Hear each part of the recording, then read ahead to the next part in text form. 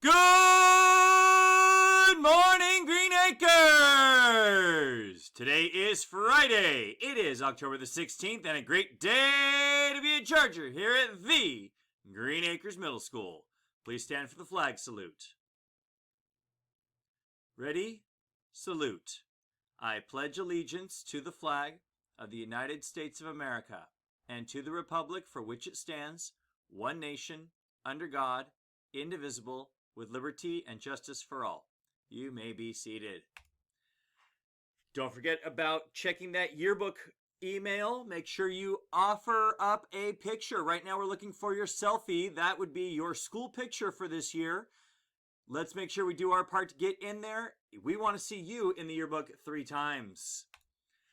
That's our thought. That's our big business for this week. Our thought for the week, focusing on being thoughtful. Be kind, for everyone you meet is fighting a battle. We don't know what that battle may be necessarily, but do be kind enough to respect others as they're fighting their own battle.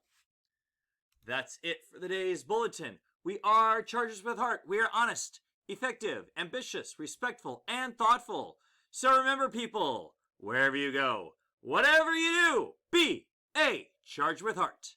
Have a great day.